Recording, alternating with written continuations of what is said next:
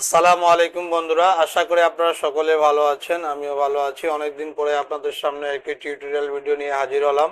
আজকের টিউটোরিয়াল ভিডিওতে আলোচনা করব মাইক্রোসফট এক্সেলের ইনসার্ট মেনুর টেক্সট টুলটি নিয়ে। এই টুলটি কিভাবে আমরা ডকুমেন্টে ব্যবহার করতে পারি সে বিষয়ে বিস্তারিত আলোচনা করব। চলুন বন্ধুরা, আমি কম্পিউটার স্ক্রিনে আপনাদেরকে সরাসরি দেখিয়ে দিব কিভাবে আমরা টেক্সট টুলটি ইউজ করব। আমি কম্পিউটার স্ক্রিনে চলে আসলাম। আমি মাইক্রোসফট এক্সেল প্রোগ্রামটি ওপেন করে নিচ্ছি। আমি মাইক্রোসফট এক্সেল প্রোগ্রামটি ওপেন করে নিলাম। এখন আমি একটি ডকুমেন্ট ওপেন করে নিব। আমি ক্লাস 11 ডকুমেন্টটি ওপেন করে নিচ্ছি। এই ডকুমেন্টটিতে আমি আপনাদেরকে দেখাবো ইনসার্ট মেনুর আন্ডারে কিভাবে টেক্সট টুলটির সাব মেনুগুলি আপনারা ইউজ করবেন। আমি প্রথমে আপনাকে দেখাচ্ছি যে আপনারা কিভাবে টেক্সট বক্স অপশনটি নেবেন। এজন্য আমি এখানে মাউসটি ক্লিক করে নিলাম, কার্সারটি রাখলাম, এখানে টেক্সট বক্সটি নিব। টেক্সট বক্সে ক্লিক করার পর আমি এখানে মাউসটি ড্র্যাগ করব। এই যে মাউসটি ড্র্যাগ করলাম, এখানে একটি টেক্সট বক্স চলে আসছে। এখন আমি এখানে টেক্সট বক্সে অনেক কিছুই লিখতে পারবো। আমি আমার নামটি লিখতেছি।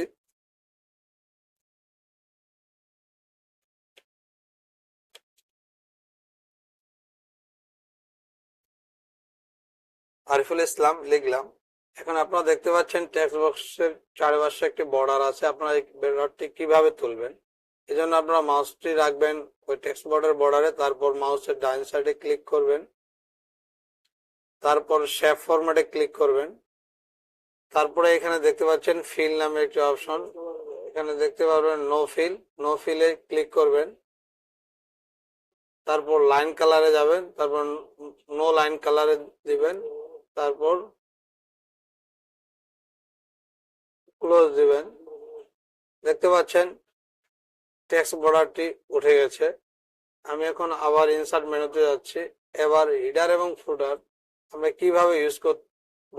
হিডার এবং ফুটার আমরা পেজের উপরে এবং নিচে ব্যবহার করে থাকি। হিডার উপরে ব্যবহার করি এবং ফুটার নিচে ব্যবহার করি। আমি এখানে ক্লিক করতেছি, দেখতে পাচ্ছেন এখানে হিডার একটি লেখা আসছে, এখানে আমার নামটি আছে। আপনি হিডারে অনেক কিছু লিখতে পারবেন, লিখে নেবেন। অর্থাৎ ফোল্ডারে এই পেজের শেষে আপনি গেলে ফুটার অপশনটি পাবেন, সেখানে আপনি লিখতে পারবেন। আরেকটা অপশন আছে এখানে ওয়ার্ডার। এই ওয়ার্ডার শব্দটি আমরা কিভাবে ব্যবহার করতে পারি, এখানে ওয়ার্ডারে ক্লিক করবেন। তারপর এখান থেকে একটি এই যে কোনো ওয়ার্ড অর্থাৎ আপনি ওয়ার্ড নেবেন। আমি ওয়ার্ডে ক্লিক করতেছি। এই যে দেখতে পাচ্ছেন ইওর টেক্সট হেয়ার, এখানে আমি কেটে দিচ্ছি। এখানে আমি এটাকে ডিলিট করে দিচ্ছি। এখন দেখবো, লিখে দেখাবো আপনাদেরকে। আমি এখানে আমার ইউটিউব চ্যানেলের নামটি লিখে দেখাচ্ছি, ARIFULIT টেক। এখানে আমি আমার ইউটিউব চ্যানেলের নামটি লিখলাম। আপনারা এখান যে কোনোখানে মুভ করতে পারবেন। আমি একটা ফাঁকা জায়গায় মুভ করে নিচ্ছি। 2 পৃষ্ঠার মাঝে গেছে, 1 পৃষ্ঠার মাঝে নিচ্ছি।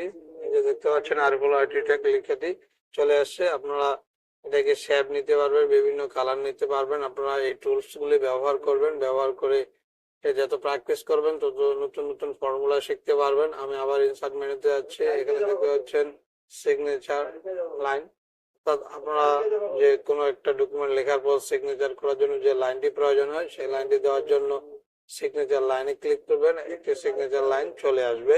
তারপর এখানে সিম্বল, ডকুমেন্ট লেখার সময় অনেকগুলি আমাদের সিম্বলের প্রয়োজন হয়। এই সিম্বল গুলো আমরা কিভাবে ব্যবহার করব, কোথা থেকে পাবো, এখান থেকে আমরা নিতে পারি। এখানে আমি সিম্বলে ক্লিক করলাম। দেখতে পাচ্ছেন এখানে অনেকগুলি সিম্বল আছে, ABCD, অর্থাৎ ডলারের চিহ্ন বা প্রশ্নবোধক চিহ্ন, যোগ বিয়োগ, লেস দেন, গ্রেটার দেন, এই চিহ্নগুলি কিন্তু আমরা ব্যবহার করতে পারবো ডকুমেন্ট থেকে। এগুলি ব্যবহার করার জন্য আমরা এই স্যাম্পল গুলি ব্যবহার করব। এগুলি অসংখ্য স্যাম্পল আছে, এখান থেকে আমরা কিন্তু স্যাম্পল নিব। আমি যেরকম TM এই সিম্বলটি নিব। আমি এখানে ডাবল ক্লিক করবো, দেখতে পাচ্ছেন এই সার্কেলের ভিতরে কিন্তু TM লেখাটি আমার চলে আসছে।